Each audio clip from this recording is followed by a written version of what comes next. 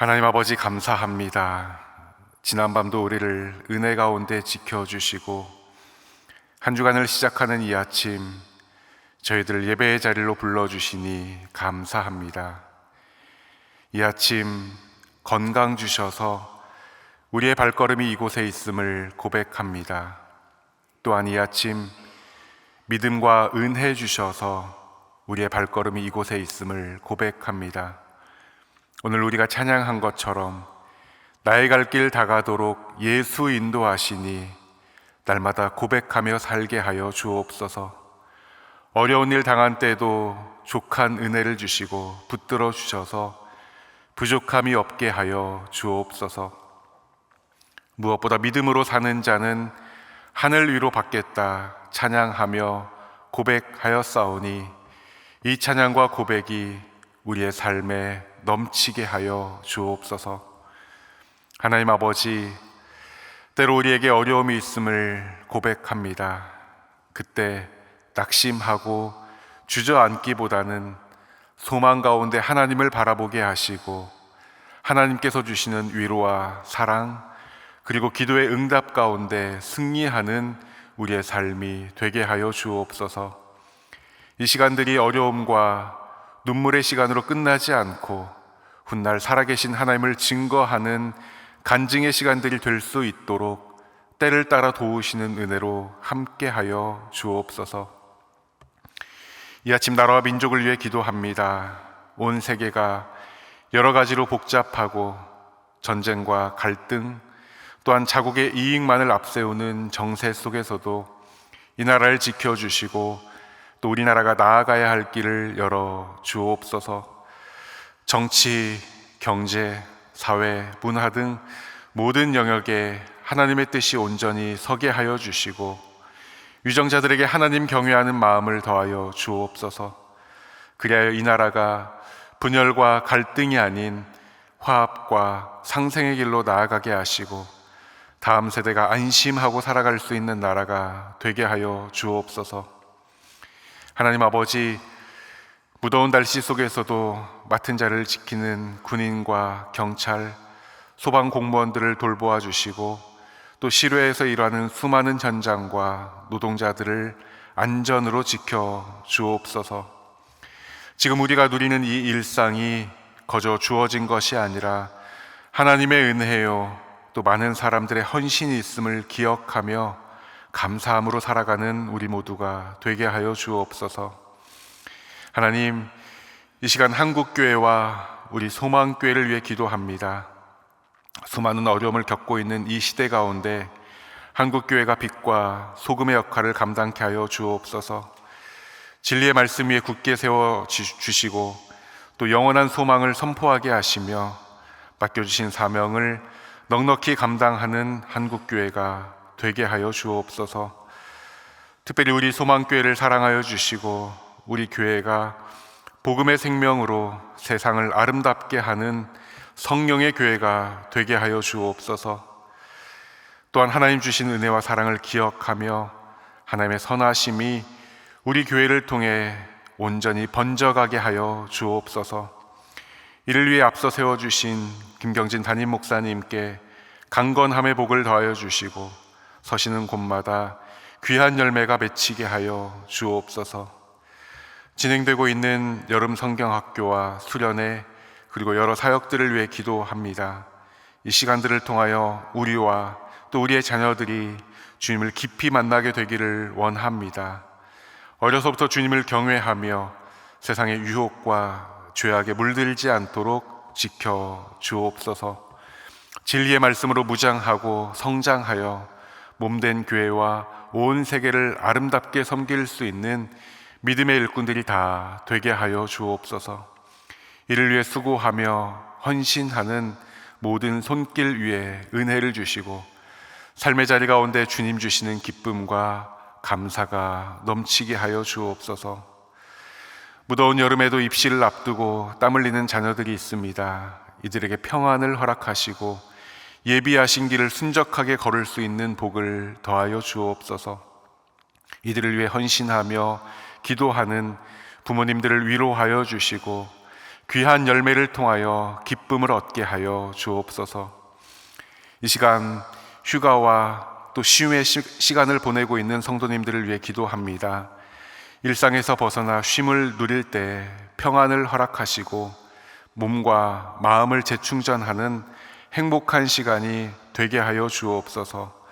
어디에 있든지 하나님의 날개의 그늘 아래 안전하게 하시고 어려움 없이 가정과 교회와 일터로 돌아갈 수 있도록 그 발걸음을 평안 가운데 인도하여 주옵소서. 치료하시는 하나님, 이 시간에도 질병으로 고통받고 있는 환우들을 기억하며 간절히 기도합니다. 항암 중인 성도들, 수술을 앞두고 불안함을 가지고 있는 성도들, 검사 결과를 앞둔 성도들이 있습니다. 이들 모두를 주께서 붙들어 주시고 치료의 광선을 비추어 주셔서 온전케 되는 회복의 은혜를 누리게 하여 주옵소서. 의료진들에게 지혜 주셔서 바르게 판단케 하시고 최선의 치료 방법을 찾을 수 있도록 도와 주옵소서.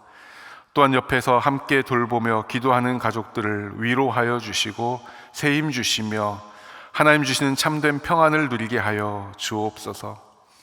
이제 말씀 앞으로 나아갑니다. 주의 말씀은 내 발의 등이요 내 길의 빛이라 말씀하셨사오니 오늘 선포되는 말씀을 통하여 우리가 나아가야 할 길을 깨닫게 하여 주옵소서. 주의 뜻을 깨닫고 삶의 자리 가운데 귀한 열매를 맺는 복된 하루가 되게 하여 주옵소서. 이 예배의 시종을 의지하옵고 귀하신 예수님의 이름으로 기도하옵나이다. 아멘. 오늘 우리에게 주시는 하나님의 말씀은 민수기 2장 18절로 34절까지의 말씀입니다. 이 말씀을 함께 봉독합니다. 서쪽에는 에브라임의 군대의 진영의 군기가 있을 것이라. 에브라임 자손의 지휘관은 암미웃의 아들 엘리사마요, 그의 군대로 계수된 자가 4만 500명이며 그 곁에는 므낫세 지파가 있을 것이라. 므낫세 자손의 지휘관은 부다술의 아들 가말리엘이요, 그의 군대로 계수된 자가 3만 2,200명이며 또 베냐민 지파라.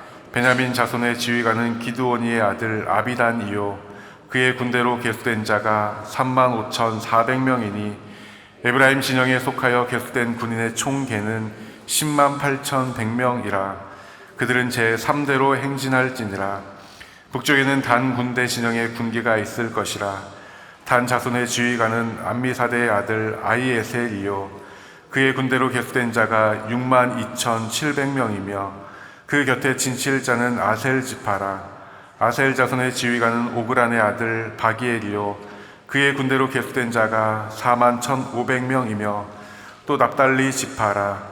납달리 자손의 지휘관은 에난의 아들 아히라요, 그의 군대로 계수된 자가 5만 3,400명이니 단의 진영에 속하여 계수함을 받은 군인의 총계는 15만 7,600명이라. 그들은 길을 따라 후대로 행진할지니라 하시니라.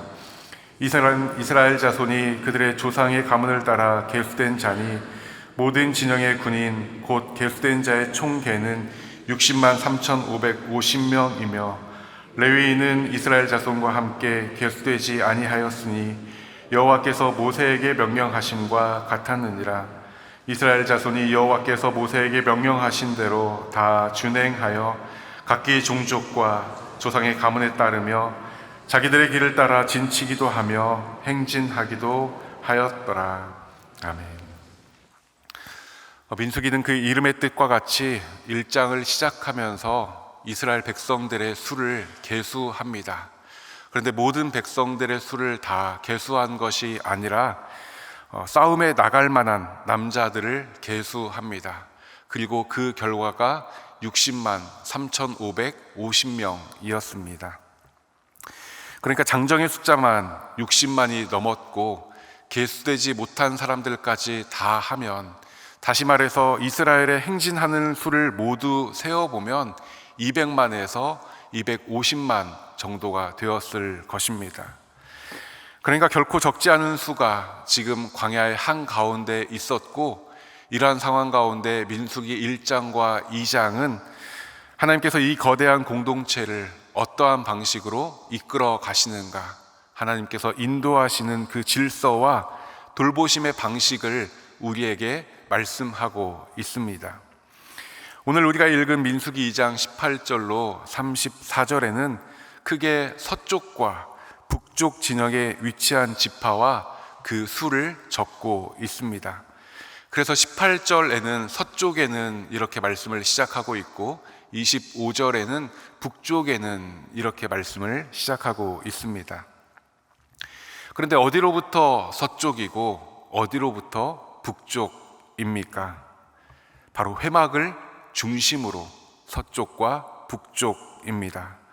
토요일에 살펴본 말씀인데 민수기 2장 2절에 이스라엘 자손을 각각 자기의 진영의 군기와 자기의 조상의 가문의 기호 곁에 진을 치되 회막을 향하여 사방으로 치라 라고 말씀합니다. 어디를 향하여 진을 칩니까? 회막을 향하여 진을 칩니다.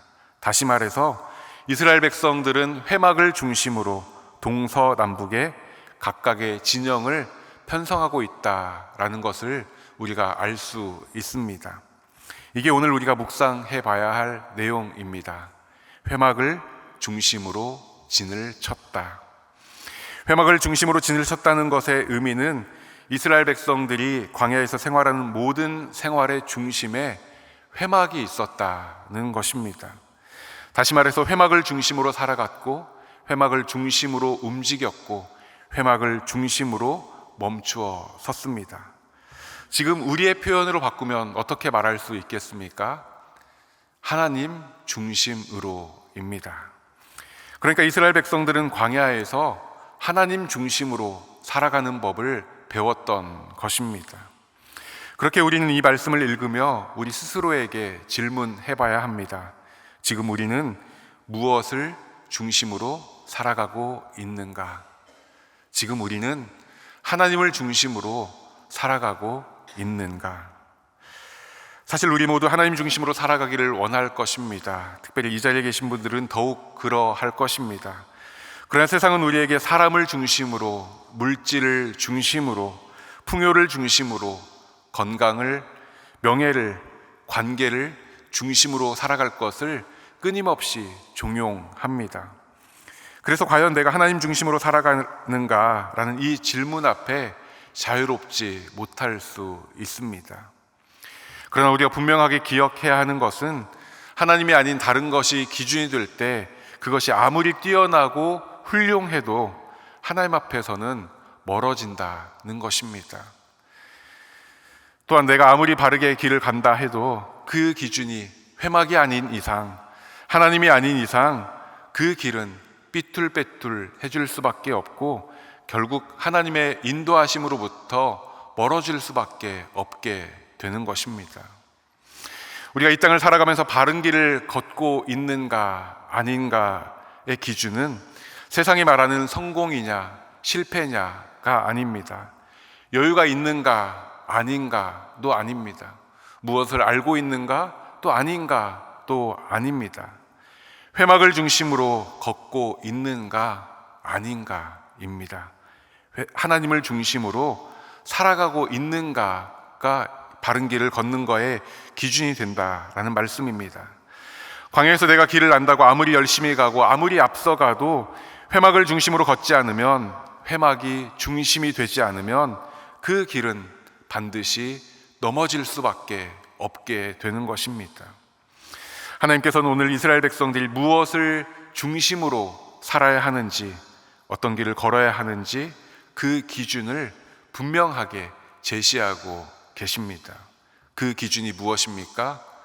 회막 중심입니다. 하나님 중심입니다. 하나님 중심으로 산다는 것은 무엇입니까? 내 모든 판단의 기준을 하나님 앞에 둔다는 것입니다. 하나님의 말씀을 기준으로 나를 돌아보는 것입니다. 우리가 살다 보면 시험도 우리를 넘어지게 하지만 때로는 유혹도 우리를 넘어지게 하는 것을 보게 됩니다. 무슨 말입니까? 내 삶을 상대적인 기준으로 돌아보게 한다는 것입니다. 그러면 어떤 생각을 하게 됩니까? 내가 부족하지만 그래도 나 정도면 괜찮다 생각을 하게 됩니다.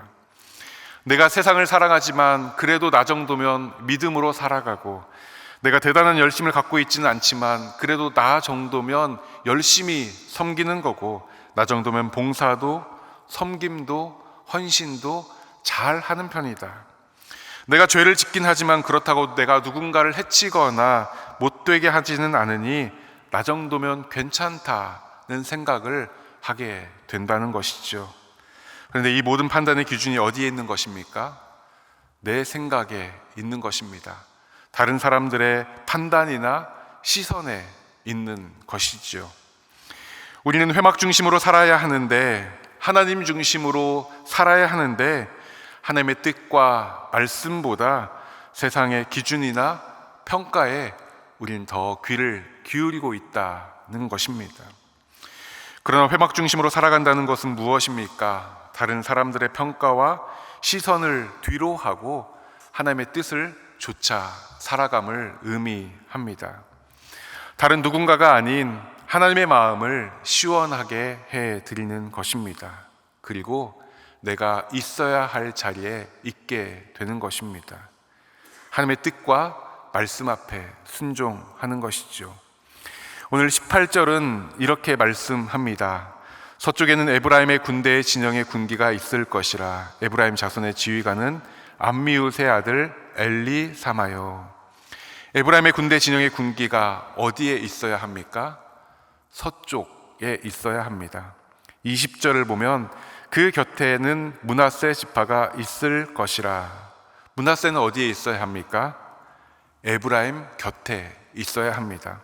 22절입니다. 또 베냐민 지파라. 베냐민 자손의 지휘관은 기드온이의 아들 아비단이요. 그리고 그 곁은 베냐민 지파가 있어야 합니다. 그래서 24절을 보면 에브라임 진영에 속한 군의 총 10만 8,100명이라는 것을 말씀하고, 이들이 세 번째로 행진할 것을 말씀하고 있습니다. 그러니까 정리하면 회막을 중심으로 서쪽에 에브라임, 므낫세, 베냐민 지파가 자리했다는 것과 이들이 세 번째로 행진할 것을 지금 말씀하고 있습니다. 이게 하나님께서 이들을 부르신 자리였고, 또 이들이 마땅히 있어야 할 자리였습니다. 그 누구도 내가 왜 서쪽인지, 내가 왜 세 번째로 행진해야 되는지 불평하거나 불만하지 않았습니다. 우리는 왜 적은 수냐고 따지지도 않았습니다. 또 나는 먼저 가야겠다고 동쪽으로 뛰쳐가지도 않았습니다. 그저 회막을 중심으로 자기들이 있어야 할 곳에 있었고, 하나님의 뜻에 부르심의 자리에 이들은 위치했습니다. 많은 분들이 크고 작음에 관심이 많습니다. 많고 적음에도 관심이 많습니다. 또한 자기가 자리한 곳의 위치나 격에 관심이 많습니다. 그러나 이들에게 중요한 것은 순서나 크고 작음이 아니라 회막을 중심으로 서 있었다는 것이고, 부르심의 자리에, 자기들이 있어야 할 자리에 순종함으로 있었다는 것입니다. 오늘 여러분은 어느 곳에 서 있습니까? 그리고 그곳에서 무엇을 중요하게 돌아보며 살고 계십니까? 크고 작음입니까? 아니면 많고 적음입니까? 얼마만큼 인정과 사랑받는가입니까? 사실 이 모든 것이 다 중요합니다. 그러나 더 중요한 것은 내가 회막을 중심으로 서 있는가입니다. 그리고 내가 있어야 할 자리에 있는가, 이 자리를 하나님께서 기뻐하시는가입니다. 그 자리가 하나님께서 부르신 곳이라면 크고 작음은 문제가 되지 않습니다. 먼저 가고 나중 가고도 중요하지 않습니다. 그저 감사함으로 또 순종함으로 채워가면 됩니다. 왜요? 하나님께서 뜻하신 곳이 그 자리이기 때문입니다. 수많은 믿음의 사람들을 보면 그들은 허락하신 그들의 자리에서 자신의 사명을 발견하고 고백하는 것을 보게 됩니다. 요셉이 그러합니다. 사실 요셉의 삶을 보면 한편으로 실패의 연속이라고 할 수 있습니다. 형들의 시기를 받아 애굽에 팔려가고 보디발의 집에서 누명을 쓰고 감옥에서 꿈을 해석해주고 풀려나기를 기대했으나 원대로 되지 않았습니다. 그러나 결국 바로의 꿈을 해석해주고 애굽의 총리가 된 후에 형들을 만나 뭐라고 이야기합니까? 하나님께서 생명을 구원하시려고 나를 당신들보다 앞서 보내셨다라고 고백합니다. 어떻게 이런 고백할 수 있습니까? 요셉은 하나님 중심으로 살아왔기 때문입니다. 그리고 내가 있는 자리, 하나님께서 허락하신 자리에서 자신의 사명을 발견했기 때문입니다. 에스더도 마찬가지고 느헤미야도 마찬가지입니다. 하나님께서 부르신 자리에서 자기의 사명을 발견하고 고백합니다. 오늘 우리를 부르신 사명의 자리는 어디입니까? 아직도 내가 어디에 서 있는가, 동편인가 서편인가가 중요하십니까? 아직도 내 순서는 언제인가, 도대체 언제 행진하는가를 중요하게 생각하십니까? 아닙니다. 우리가 어디에 서 있는가, 우리가 어떤 대우를 받고 있는 것보다 더 중요한 것은 내가 회막을 중심으로 서 있는가, 그리고 내 자리에서 내가 해야 할 일은 무엇인가, 하나님께서 오늘 나에게 이 자리를 허락하신 이유는 무엇인가를 생각하며 그 자리에서 맡겨진 사명을 감당하고 그 삶을 감사함으로 살아가는 것입니다. 오늘 이 말씀을 읽다가 한 가지 생각하게 된 것은 이스라엘 백성들 입장에서는 동서남북일 수 있지만 회막에서 바라볼 때는 그 자리가 모두 옆자리라는 것입니다. 그러니까 동쪽에 선 유다 진영도, 남쪽에 선 르우벤 진영도, 그리고 오늘 서쪽에 선 에브라임도, 북쪽에 서 있는 단 진영도 모두 회막에서의 거리, 하나님과의 거리에는 차이가 없다는 것입니다.